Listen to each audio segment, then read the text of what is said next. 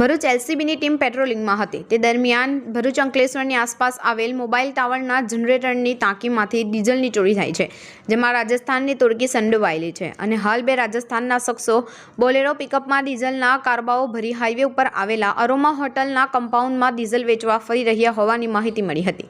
જે માહિતીના આધારે હોટલના કમ્પાઉન્ડમાં તપાસ કરતા પિકઅપ ગાડી મળી આવી હતી। પોલીસે પિકઅપમાં તપાસ કરતા ડીઝલ ભરેલા 3 કારબાઓ મળી આવ્યા હતા।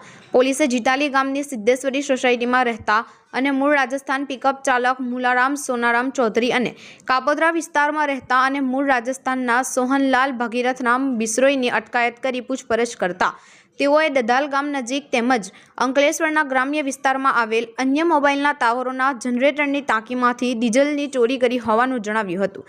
તેમજ દધાલ ગામ નજીક મોબાઈલ ટાવરના જનરેટરની ટાંકીમાંથી થયેલ ડીઝલની ચોરી અંગેની ફરિયાદ રૂરલ પોલીસ મથકમાં નોંધાઈ હતી। એલસીબી પોલીસે 3 કારબામાંથી ₹9,000ની કિંમતનું 100 લીટર ડીઝલ તથા 10,000ના 2 મોબાઈલ અને 5 લાખની પિકઅપ ગાડી મળી કુલ ₹5,19,000નો મુદ્દામાલ જપ્ત કરી અંકલેશ્વર રૂરલ પોલીસના હવાલે કર્યા હતા।